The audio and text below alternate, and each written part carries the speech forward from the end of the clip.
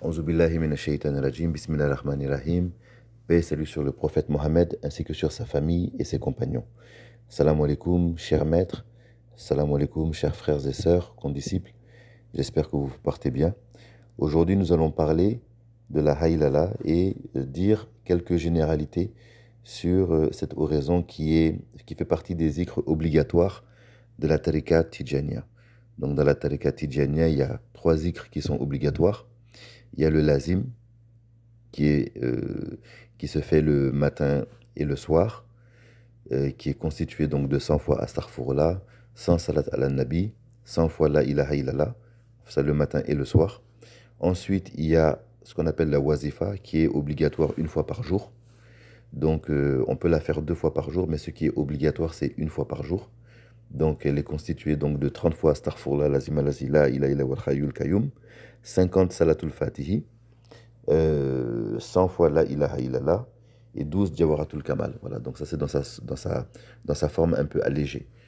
Ensuite, il y a donc ce qu'on appelle la haylala, donc la hadratul juma, qui se fait chaque vendredi. Et le temps de la hadratul juma, donc c'est de ça qu'on va parler aujourd'hui, son temps, c'est à partir de la prière de Asr jusqu'à la prière de Maghrib. Voilà, elle se fait le vendredi de Asr à Maghrib.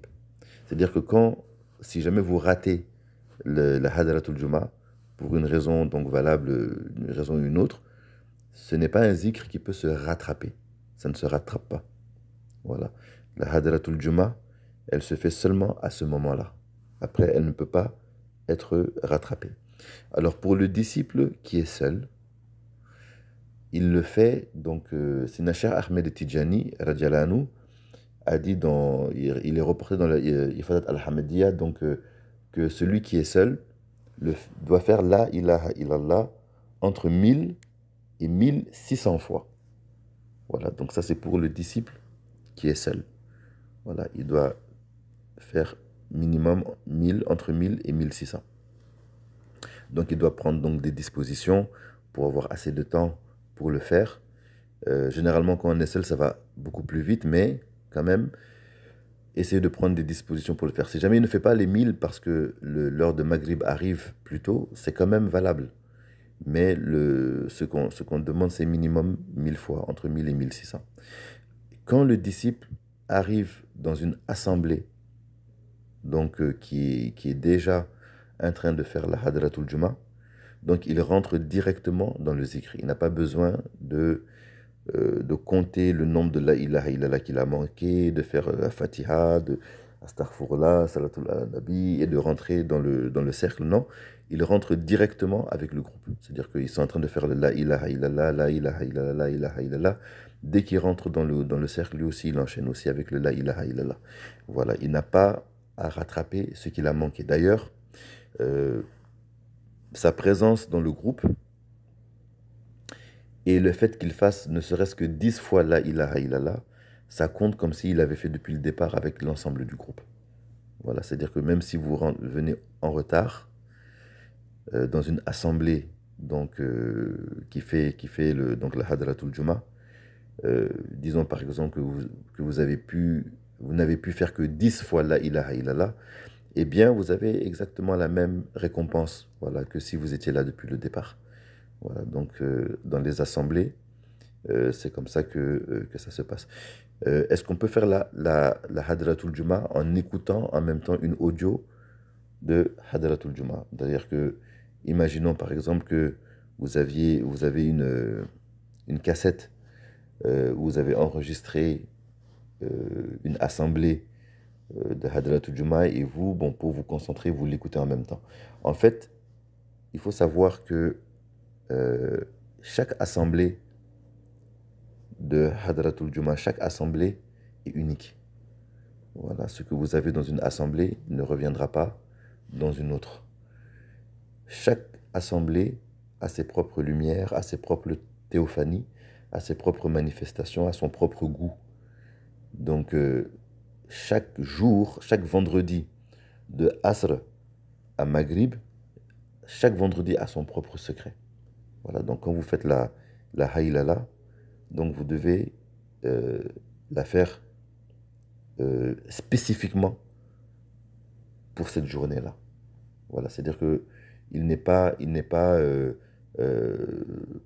il n'est pas, euh, ce n'est pas recommandé ou bien ce n'est pas, je cherche le terme adéquat.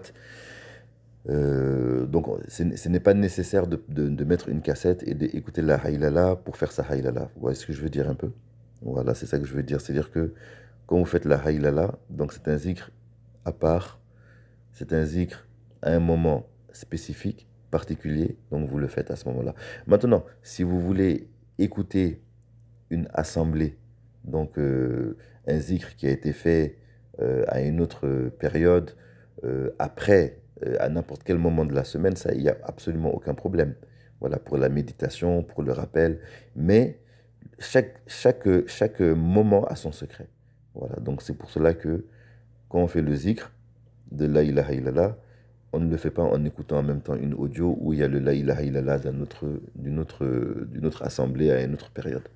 Voilà, donc ça c'est pour le cas spécifique où on voudrait faire le haïlala en écoutant une audio d'une assemblée autre. Voilà.